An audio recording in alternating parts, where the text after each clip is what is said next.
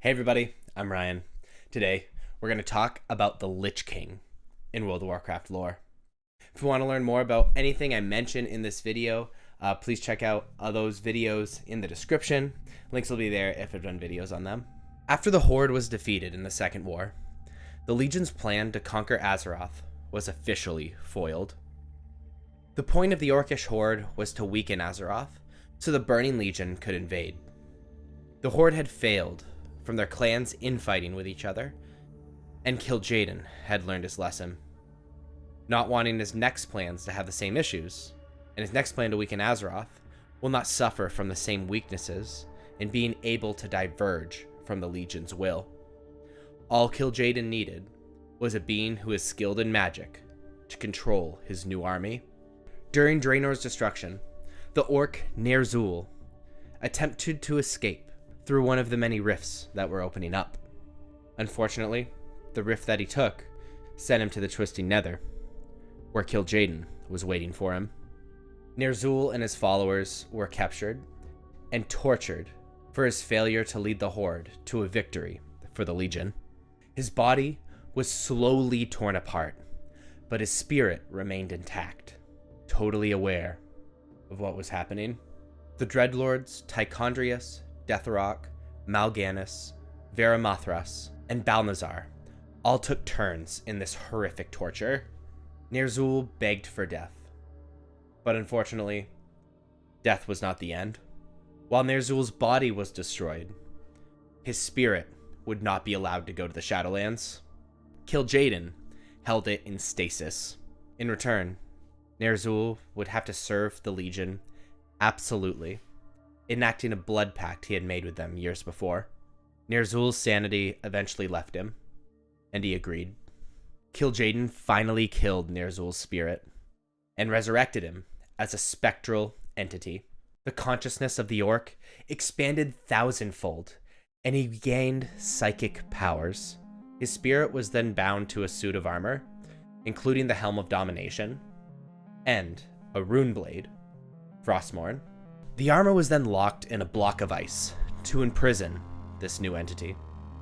Kil'jaeden lied and promised that if Ner'zhul did what he was told, he would be able to roam freely in a new body, with the armor marking him as a king of Azeroth. If Ner'zhul disobeyed, Kil'jaeden promised that he would be tormented. Ner'zhul's followers were also transformed into powerful undead liches, bound to his will. Ner'zhul's new powerful form would become known as the Lich King.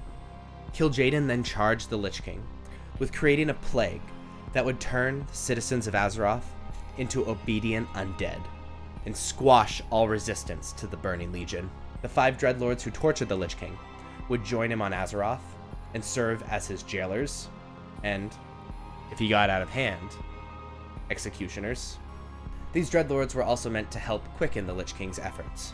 The Legion then opened up a small portal from the Twisting Nether to Azeroth, where the Lich King's ice prison streaked across the sky and landed on Icecrown Glacier on Northrend. The Dreadlords soon joined him, and they began constructing fortifications around this frozen throne. The Lich King then reached his consciousness across Azeroth, testing his powers and giving people dark thoughts and nightmares. Slowly, he began corrupting creatures, the Wendigo, and the ice trolls first. He then corrupted the tribes of Vargul. He found the Vargul in a slumber, induced by the dragon aspects, so he would not continue in their destructive ways. The Lich King's servants killed the Vargul in their sleep, and the Lich King raised them into Undeath. From the Vargul, he learned of the powerful being Val'kyr, who could delve into the Shadowlands and raise undead. It was difficult, but the Lich King was eventually able to raise his own Val'kyr from female Vargul. The male Vargul would battle to become Ymirjar, Ascended, the elite made undead warrior caste of the Lich King. They would battle with other Vargul, and the losers would become the cursed Vargul, semi-mindless undead. Those who would make this transformation happen were none other than the Val'kyr. The Lich King then created an early strain of the Plague of Undeath. He controlled the plague He controlled the plague with his will alone and sent it to a remote human village on the outskirts of the Dragonblight. In 3 days, everyone in the village had died, then were raised as undead. With each undead minion the Lich King raised, his thoughts and awareness expanded, each of theirs being added to his own. While the Lich King expanded his power, the Dreadlords constructed fortifications around him, called Icecrown Citadel. Kil'jaeden ordered the Lich King to finish dominating Northrend, then focus his efforts on the Eastern Kingdoms, since the nations there were still weak from the First and Second War against the Orcish Horde. Then the Legion could use it as a staging point to amass armies for the rest of Azeroth. While the Lich King appeared to be working for the Legion, Ner'zhul's consciousness still remained, although mangled. He planned to eventually break free from the Legion, knowing that all of Kil'jaeden's promises were lies, and Ner'zhul wanted revenge. The biggest obstacle to this were the Dreadlords, who watched him for disobedience. He made them believe they were in complete control, while he watched them for weakness.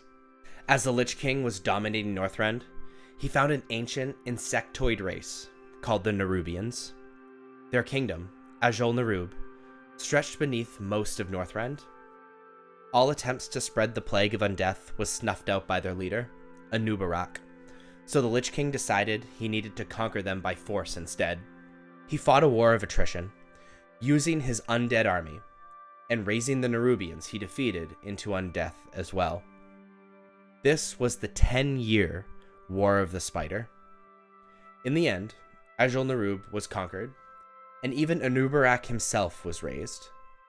Anub'arak disliked being a slave, but he could not free himself from it. The Lich King was impressed by Nerubian architecture so much that he infused their ziggurats with magic, so they floated over the skies of Northrend. Finally, the Lich King dominated, unopposed, in Northrend. Adding powerful creatures like Anub'arak to his army taught the Lich King a valuable lesson, that he would need to corrupt powerful minds to be his minions in order to finally break free from the Legion. Knowing that, the Lich King spread his consciousness across Azeroth, trying to find powerful beings that he could tempt with offers of even greater power. One of the most powerful beings to hear the Lich King's call was Kel'Thuzad, who was a leader among Dalaran's ruling class, the Kirin Tor. Recently, his studies had veered into the forbidden realm of necromancy. So, naturally, he was intrigued by the Lich King's authors.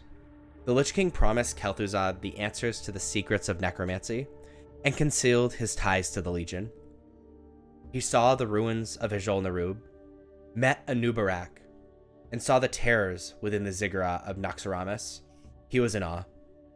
He also realized he was in way over his head and briefly tried escaping by teleporting, but was brought back inside by wraiths. He saw that the Lich King was preparing for war.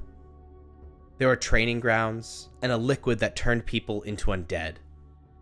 The servants of the Lich King made it very clear that he would serve the Lich King whether he wanted to or not. He was forced to trek long months to the Frozen Throne to meet the Lich King himself, and was told he would be repaid with power beyond imagining. But if Kel'Thuzad betrays the Lich King, he would become one of the mindless ones. He tells Kel'Thuzad that he can read minds, and to not plan on betraying him. He sent Kel'Thuzad back to the Eastern Kingdoms to gather followers to eventually spread the Plague of Undeath to the populace. Kel'Thuzad formed the Cult of the Damned, and they worshipped the Lich King like a god. He worked to win over the lower class by playing them against their hatred for Lordaeron's government. He said he could ease their pain, give them hope, and eternal life. He then won over the rich by enticing them with even greater power, and that they could use the poor he won over to secure more wealth and destroy their enemies. As members joined the cult, they would drink a concoction that would steal their will and enslave them to the Lich King. Kel'Thuzad only told a few he could truly trust the darkness they were embarking on, and their plan with the Plague of Undeath. He wanted to taint Lordaeron's grain supply with the plague, so he worked in Scholomance to create a strain of the Lich King's Plague of Undeath, which had an incubation period long enough that they would consume the tainted grain before they realized what was wrong. Occasionally, he would hear the voice of the Lich King helping him along. While the alliance of Lordaeron was infighting and breaking up, Kil'jaeden prompted the Lich King to begin the spreading of the plague, believing the humans were too weak to stop it. Kel'Thuzad and the Cult of the Damned tainted the grain in Anderhal and other locations, which distributed grain throughout the kingdom. Slowly, many villages that consumed the grain died and began rising as undead, bound to the will of the Lich King. While amassing an army, in order to break free from the Legion, the Lich King needed more powerful individuals under his sway. He needed a champion beyond the Frozen Throne. The key was the Runeblade Frostmourne, which could consume souls. If he could convince a powerful individual to take up the blade, they would be shackled to him. Gradually, he was able to convince the Dreadlords that finding a powerful mortal champion like Kel'Thuzad was the key to victory. I mean, look how well the Plague of Undeath was working, which Kel'Thuzad was a conduit for. Only Kel'Thuzad knew of the Lich King's true intentions in trying to split from the Legion. Kel'Thuzad promised to help the Lich King rebel against the demons. So the Lich King channeled his power and pushed Frostmourne out of the block of ice he was stuck in. Now all the Lich King needed to do was find his champion. As the Lich King's Plague of Undeath spread throughout Lordaeron, and because disease was not rare, King Terenas Menethil II wanted more information before he issued a quarantine on his own citizens, especially with the newly liberated orcs roaming freely throughout his kingdom. As the undead rose from the corpses of citizens of Lordaeron, Kel'Thuzad named his new army, along with the Cult of the Damned, the Scourge, for they would scour humanity from the world. It seemed that the Lich King's will over the undead was based almost entirely on that being's willpower, battling against the Lich King's necromantic powers. There are a lot of cases of undead simply resisting, albeit difficultly, though most are unable to resist at all. King Terenas could no longer ignore the plague, so he sent his own son, the Prince of Lordaeron, Arthas, to investigate the plague with the paladins from the Knights of the Silver Hand. When he realized humans were behind this plague, he was filled with rage. The Lich King was watching Arthas. He was a natural leader, charismatic, confident, a gifted fighter, and tactician, and his anger and desperation in dealing with the Scourge was consuming him. While Arthas had started down the path of self-destruction, the Lich King and the Dreadlords would need to guide him the rest of the way. They made a plan to draw Arthas to Frostmourne. First, Kel'Thuzad would reveal himself to Arthas, and reveal that he was only a servant of a higher power. But he would lie, and say that higher power was Mal'ganis, and he was the one who controlled the Scourge. He would also tell Arthas that Mal'ganis was in Stratholme. Kel'Thuzad would also allow Arthas to kill him, so that there was no chance Arthas would get distracted in tracking down Mal'ganis, and it would feed Arthas's rage. Stratholme was selected because it was heavily populated and an otherwise important city, and Arthas, knowing the person who controlled the Scourge was there, would go there immediately. When Arthas arrived in Stratholme, the grain had already been distributed and the plague had spread. Arthas finally let himself be succumbed by darkness to defeat the plague, and decided to purge the city in the Culling of Stratholme, to the abandonment of Jaina and Uther. Mal'ganis revealed himself and told Arthas to come to Northrend and face him in true battle, then vanished. The bait was set. Now it was time to prepare a trap in Northrend. When Arthas got to Northrend, he needed to find Frostmourne, and it's not like the Scourge could just lead him to it. Dwarf explorers, led by Muradin Bronzebeard, happened to be trekking across Northrend in search of artifacts. and Muradin happened to be Arthas' combat instructor in childhood. He would be the perfect messenger for Arthas. Instructed by the Lich King, Mal'Ganis and the other Dreadlords planted clues about Frostmourne and its location, including maps and fake ancient histories that spoke about the Runeblade. None of the dwarves remembered where they got this information, but they just assumed they overlooked it and set out to find it. The Lich King sent the Undead Scourge to attack Muradin's forces, to herd them towards Arthas when the prince arrived on Northrend. Their meeting seemed like happenstance, but it was crafted by the Lich King. Muradin told Arthas of why they were in Northrend, and of the fabled runeblade Frostmourne. Arthas believed the sword could prove itself useful against Mal'Ganis, and agreed to help Muradin find it. When news came from Lordaeron, the king ordered them to return. He burned the ships, so his men had to continue to follow him. Arthas once again showing that he would do anything to defeat the Scourge. Mal'Ganis and the Scourge attacked en masse, showing Arthas that their only hope was to seek a higher power, Frostmourne. They tracked the runeblade to a small cavern. Muradin realized that the power it radiated was ominous and otherworldly, and told Arthas to leave it be. Frostmourne burst out of its prison, one of the jagged, icy shards striking Muradin. Arthas knew that the key to defeat Mal'Ganis and saving his homeland was Frostmourne, and took up the blade. At that moment, the light turned its back on Arthas. Frostmourne's power surged over him and devoured his soul. Now the Lich King could speak to Arthas through the runeblade and guide him, though he allowed Arthas to believe he was still in control of his own fate. When Arthas returned to his camp, where his men were being attacked by the Scourge, the Lich King urged the prince to feed Frostmourne. Arthas destroyed the undead in his path, and as he did, it fed Arthas' rage, telling him that Mal'Ganis was somewhere among the undead. He believed that he could kill Mal'Ganis, and that he could save Lordaeron, and killing who he believed was the leader of the Scourge. As Arthas neared Mal'Ganis, the Lich King ordered Arthas to kill him. When he did, the remaining undead dispersed.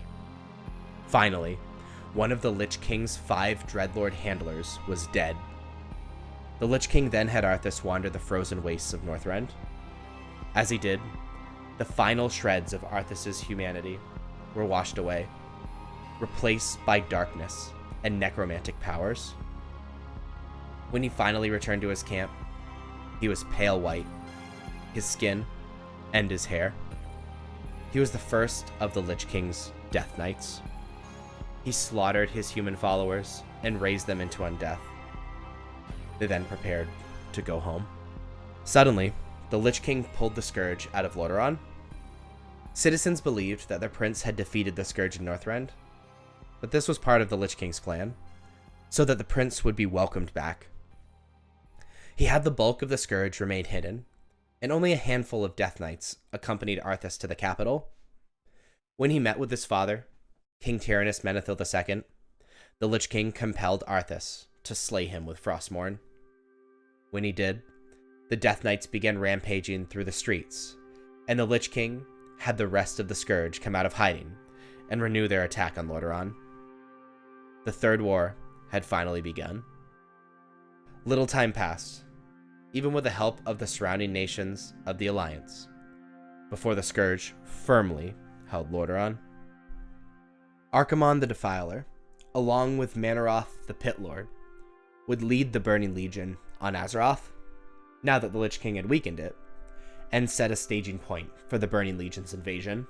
However, they needed a large font of power in order to effectively summon the Legion into the world. The Lich King proposed a solution in the Book of Medivh in Dalaran, and in doing so, proposed the resurrection of Quel'Thalas, who in life was a mage of Dalaran. If the Lich King was able to convince the Dreadlords to do this, then he would get one of his most loyal servants back, and would have somebody to rely on when finally rebelling against the Legion. Ironically, the Lich King had Quel'Thalas' killer, Arthas, recover his remains, which he did in Anderhal, in the process slaying the paladins there. By that time, the Lich King had convinced the Dreadlords to not just resurrect Kel'Thuzad, but also turn him into a Lich, to better help bring the Burning Legion to Azeroth, which would require a large amount of power. That power could be found at the Sunwell in Quel'Thalas. In reality, the Lich King again wanted his most loyal servant to be more powerful for his eventual rebellion. The Lich King ordered Arthas to march on Quel'Thalas. On the way, Nerubian soldiers joined Arthas's army of undead. They invaded Quel'Thalas, in the process killing a large portion of the High Elf population. One particular High Elf caused Arthas much trouble in his defense, Sylvanas Windrunner.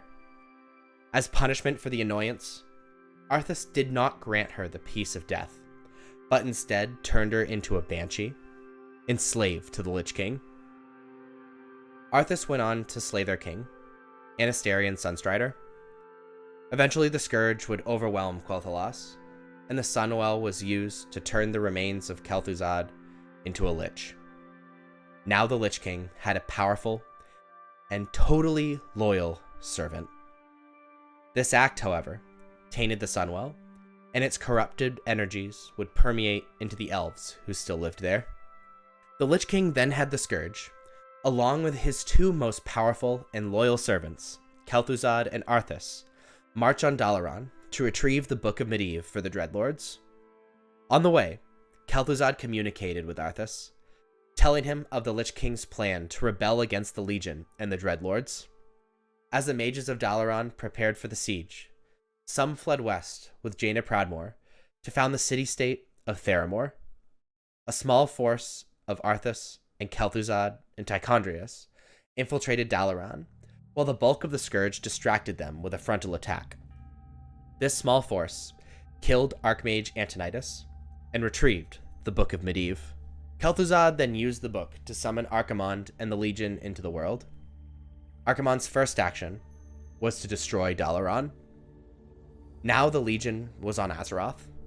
He no longer had any need for the Lich King, as Ner'zhul had served his purpose, created an army, and softened the defenses of Azeroth, and summoned the Burning Legion into the world. He transferred control of the Scourge to the Dreadlords. However, in his eagerness to exact revenge on the Night Elves, he forgot to return the Lich King himself to Kil'jaeden, so the Lich King remained. The Legion would then go on to Kalimdor in an attempt to access the Well of Eternity. Ordered by the Lich King, Arthas was sent with the Legion to Kalimdor to secretly attempt to stop them. He would induce small setbacks, like making undead not obey the demons. Arthas' first large goal was to kill Tichondrius, who held the Skull of Gul'dan. Arthas could sense Illidan's hatred and yearning for power, so Arthas convinced Illidan to consume the power of the skull and kill Tichondrius. Since Illidan wanted the power of the skull and hated the Legion, he complied. Tichondrius was slain by Illidan. Another of the Lich King's jailers was dead. The Legion would go on to be defeated by the alliance of Night Elves, Orcs, and humans in Kalimdor, even killing Archimonde. Luckily for the Lich King, Arthas was able to escape the Alliance counterattack, rallied the Scourge, and returned to the Eastern Kingdoms. When Kil'jaeden reached out to the Lich King to rebuild their ranks, the time for rebellion was at hand. The Lich King refused Kil'jaeden. In fact, when he amassed his army, he sent them at the remaining Dreadlord handlers, Balnazzar, Varimathras, and Detheroc. The Dreadlords fled into the Plague Lands from the Scourge. The Lich King had been hiding his true strength from his masters. The worst part for Kil'jaeden? If the Lich King conquered Azeroth, the unified, combined might of the Scourge would be too much for the Burning Legion, and they could never invade. Kil'jaeden turned to the newly powerful Illidan, telling him to destroy the Lich King. Illidan took it as an opportunity to learn about the Legion, and wanted to rid the world of the Lich King anyway, and accepted. Illidan gathered the Eye of Sargeras from the Tomb of Sargeras to use to strike the Lich King.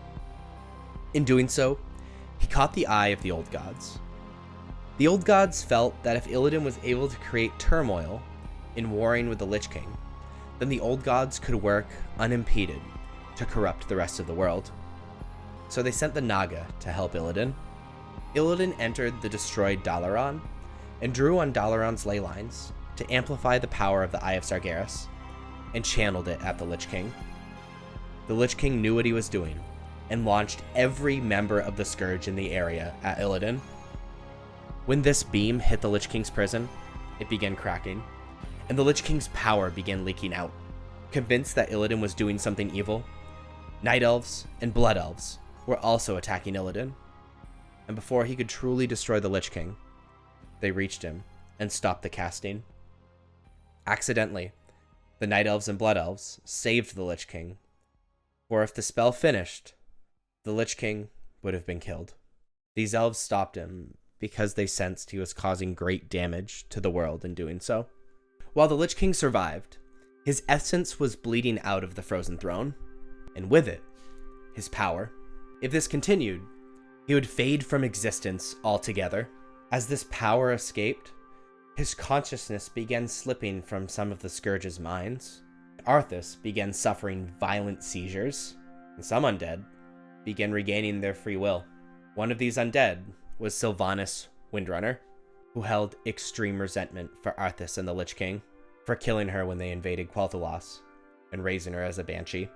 She planned revenge on them, but first, she rallied the free-willed undead. They took Lordaeron's capital, renaming it Undercity, and called themselves the Forsaken. Arthas was commanded to abandon Lordaeron, as it was lost to the Lich King. He called the Scourge, still loyal to him, back to Northrend, but Kel'Thuzad remained in the Plaguelands, where he would continue the civil war against the other undead factions. Illidan had fled to Outland, formerly known as Draenor, where he created an empire. Kil'jaeden confronted him and demanded that he return to Azeroth and kill the Lich King. Illidan knew he had to obey, because if he didn't, Kil'jaeden would destroy him. Illidan returned and began marching on the Lich King, but by the time Arthas had returned to Northrend, Illidan was already there. Arthas was guided by Anub'arak through the old kingdom of Ijol-Nerub as a shortcut, and engaged Illidan's forces at the foot of Icecrown Citadel. When Arthas met Illidan in one-on-one combat, the Lich King poured his remaining power into Arthas, and Arthas succeeded in defeating Illidan. Illidan survived, however, and limped back to Outland in shame, knowing Kil'jaeden would hunt him down. With the bulk of the Lich King's energies gone, between pouring it into Arthas and it leaking out of his prison, soon the Lich King would fade from existence. He knew there was one way to survive: to merge with Arthas. In addition, it would mean he would finally be claiming a physical vessel, and believed that Arthas' mind would be easy to subdue due to his continuing inner doubt of his betrayal of his kingdom. Arthas shattered the frozen throne with Frostmourne, and the Lich King's armor clattered to the ground. All this time, he was chasing a ghost. The Lich King Ner'zhul promised Arthas true power if he put on the helm. Arthas knew he had many enemies, and with the Lich King gone, they would hunt him down. Even if the Lich King dominated his mind, he would eventually weaken and die to these hunters. So, he put on the helm. The Lich King Ner'zhul and Arthas were now one. Their spirits merged into one of the most powerful entities ever on Azeroth. In former Lordaeron, factions worked to eradicate the Lich King's remaining influences and undead. Two of these factions were the Scarlet Crusade and the Argent Dawn. The Argent Dawn defended one of the most strategic locations the Lich King wanted, Light's Hope Chapel. The bodies of the heroes of Lordaeron were buried there, and if the Lich King could have access to the bodies, he could raise many powerful champions, which remained his goal in conquering Azeroth. The Argent Dawn defended it, alongside Darian Mograine, who held his father's blade, with his father's spirit inside, the Ashbringer, Alexandros Mograine. When the battle started swaying to the side of the Scourge, Darion made the ultimate sacrifice and impaled himself on the Ashbringer. This roused not only his father's spirit, but the spirits of the souls buried beneath the chapel. In their righteous fury, they laid waste to the Scourge. The Argent Dawn had won. However, Darion Mograine's body and the Ashbringer were recovered by the Scourge, and Darion was raised as a Death Knight. The Lich King had also been watching the Horde and Alliance in their war at Anub'arak. They were a week from fighting, and it was finally his time to strike. The Lich King unleashed his many necropoli, including the Citadel Naxxramas, which floated above the Plaguelands. Knowing they needed to invade Naxxramas in order to repel this invasion, Bolvar Fourdragon rallied Alliance heroes and assaulted Naxxramas. They defeated the horrors within, including the Lich Kel'Thuzad. Shortly after Kel'Thuzad's defeat, the Lich King corrupted Father Inigo Montoy of the Argent Dawn, who smuggled Kel'Thuzad's phylactery back to Northrend so he could be resurrected. With the undead inside defeated, slowly the Citadel began drifting back to Northrend, along with the other necropoli in retreat. The Lich King would continue to gather strength for his invasion of Azeroth. During this time, the Scarlet Crusade and the Argent Dawn continued to fight against the Lich King. A sub-faction of the Argent Dawn, the Brotherhood of Light, worked to make sure these two rival factions didn't become violent and would continue to work together. There were a few years where the world did not hear from the Scourge or the Lich King. Arthas's personality had remained intact when he put on the Helm of Domination, and it gave him power comparable to the other entity within, known as the Lich King, Ner'zhul. These personas also competed with a new one, Matthias Laener, which is the personification of Arthas's remaining humanity. This young boy in Arthas's mind urged Arthas to reject Ner'zhul's influences. However, when Matthias' spirit appeared before Arthas in a dream, Matthias is killed with Frostmourne, so nobody would ever tell Arthas what to do again. Arthas decided that sharing the Lich King's consciousness with Ner'zhul would only lead to disagreements and confusion, and that a single mind should harness this power. He had overwhelmed Ner'zhul's spirit, and Ner'zhul was almost destroyed. However, over time, he could feel the orc's consciousness in the back of his head trying to wake up. The beings then went to war with one another for domination of the vessel of the Lich King.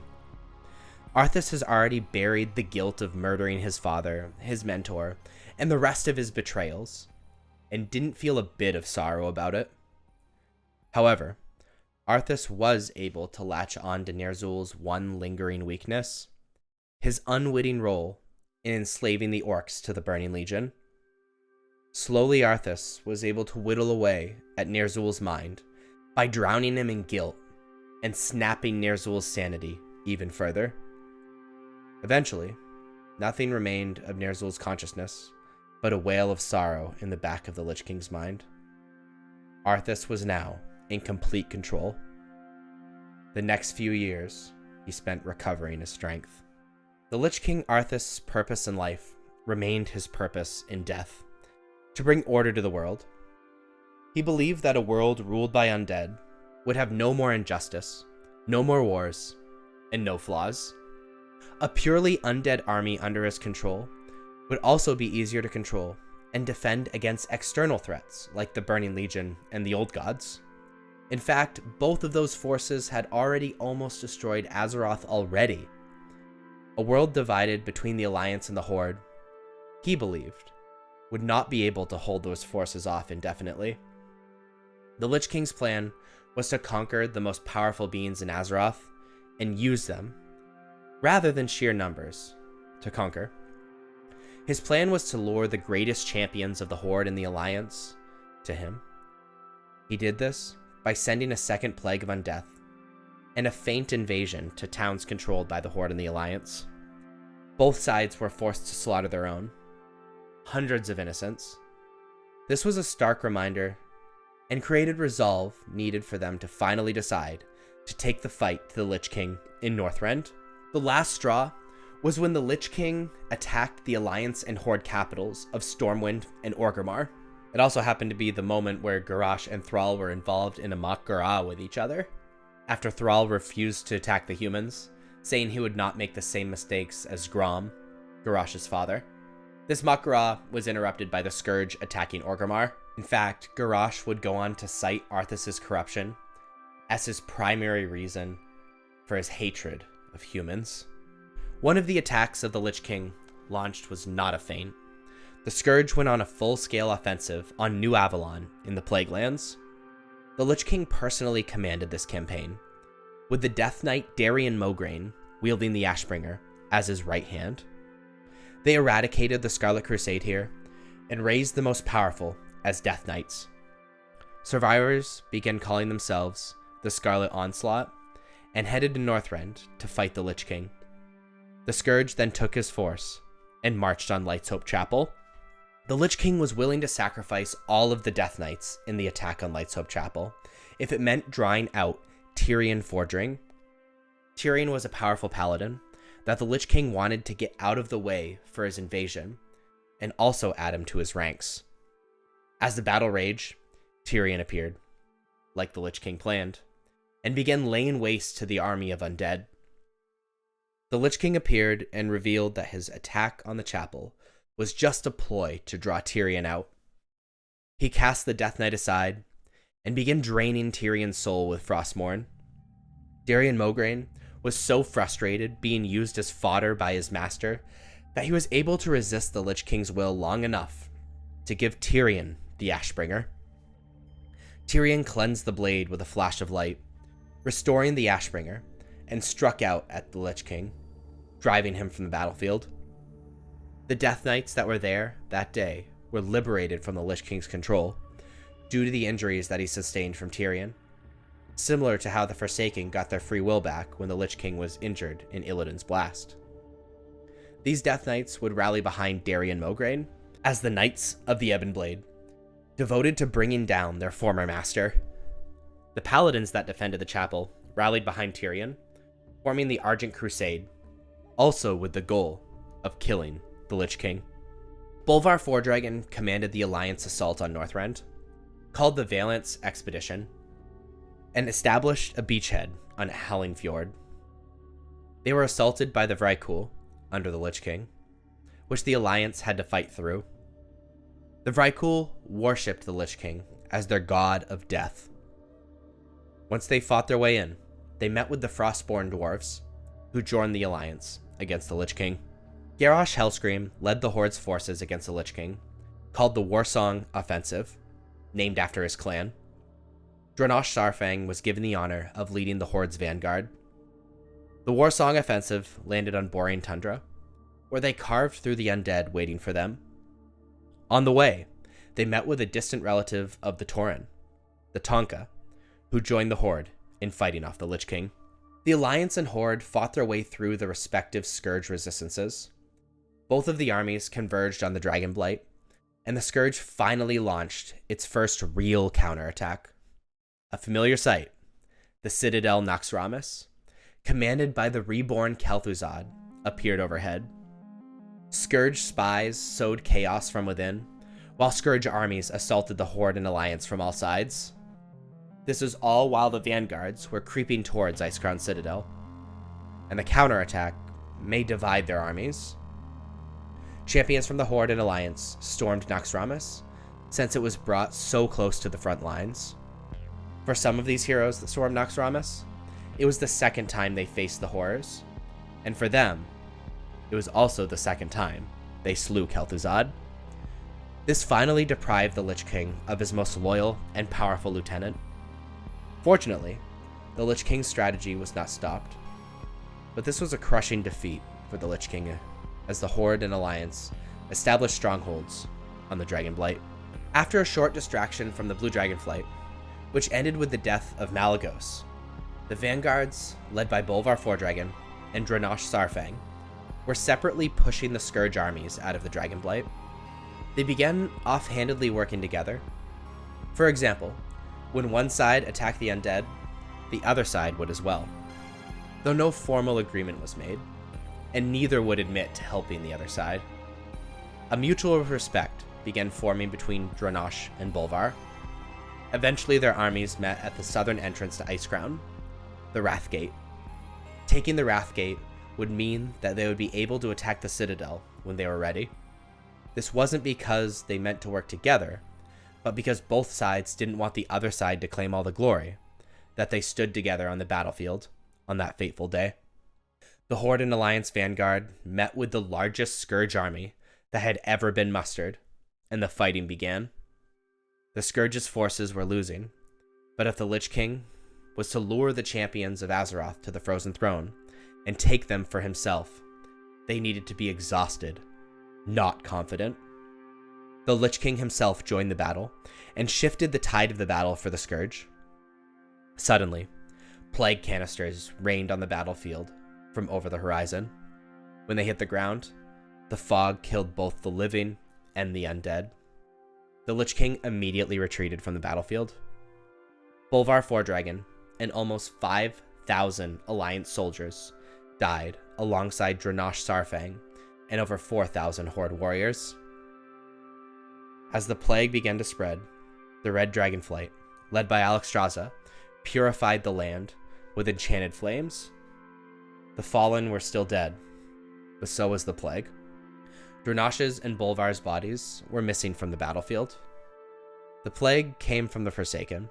Sylvanas had a rebellion on her hands, and the Horde and Alliance went to deal with it, with Varimathras and Grand Apothecary Putris, who were willing to do anything to destroy the Lich King.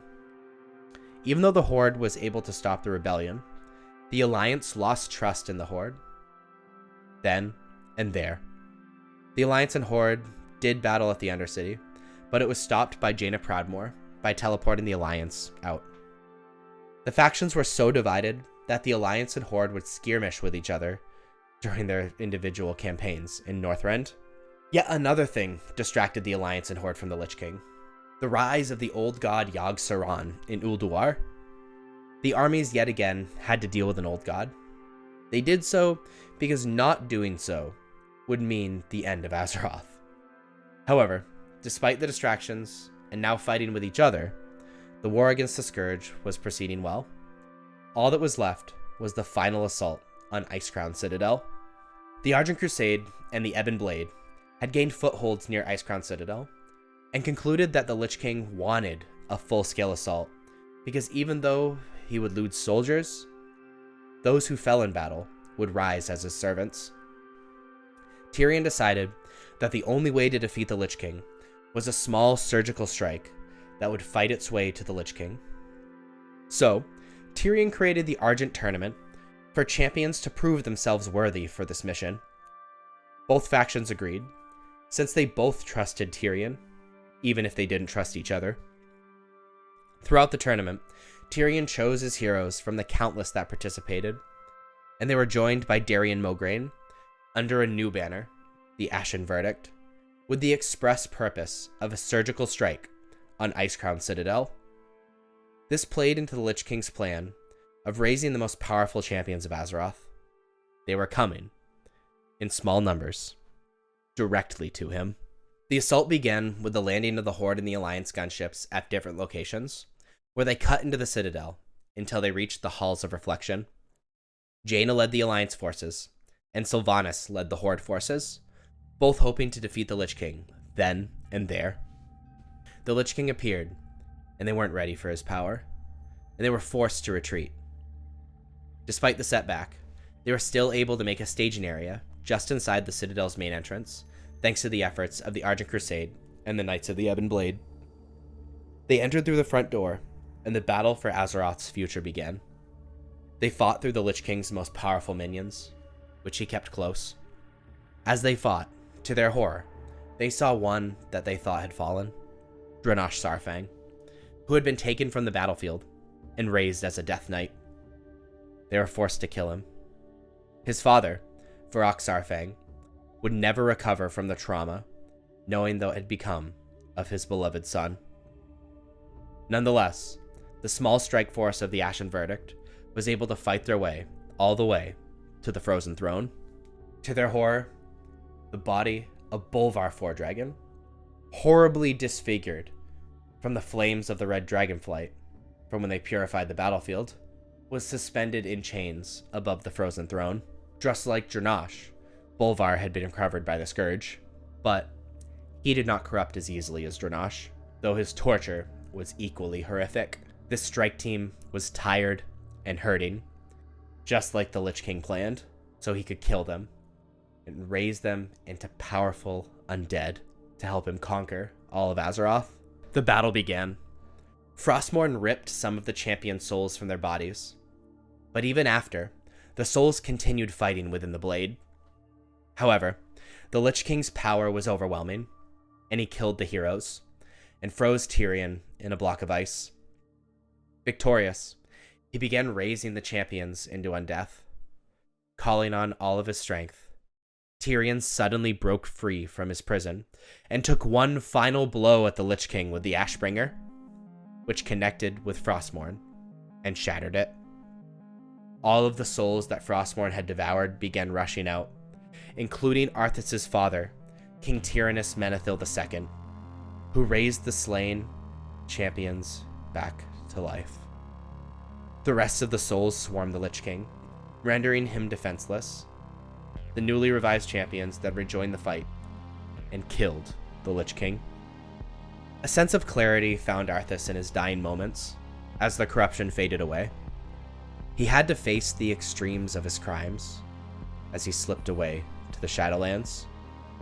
The spirit of King Tyrannus warned Tyrion that without a Lich King controlling the undead, they would run rampant and continue killing. However, that same person would need to fight off the corruption of the Helm. Tyrion took it on himself, as he would never ask anyone else to bear this burden. It was in this moment the mangled Bolvar Fordragon intervened, now freed from his change, and insisted on taking Tyrion's place, and instead he be the Lich King, the jailer of the damned. His body was broken, and his mind would be forever scarred. Bolvar could not return to the living. For the sake of all he loved, and for the sake of Azeroth, he would put on the helm, stay at the frozen throne, fighting against its corruption to keep the Scourge in check. Bolvar asked Tyrion to tell the world that the Lich King was dead, and that Bolvar died with him. The Horde and Alliance withdrew from Northrend, and barely saw any undead, as Bolvar was struggling to maintain control over them. He had to reprogram them from the Lich King's direction to make war on the living, and it was difficult. The light had even abandoned him when he put on the helm, so it took all of his strength to keep the undead contained.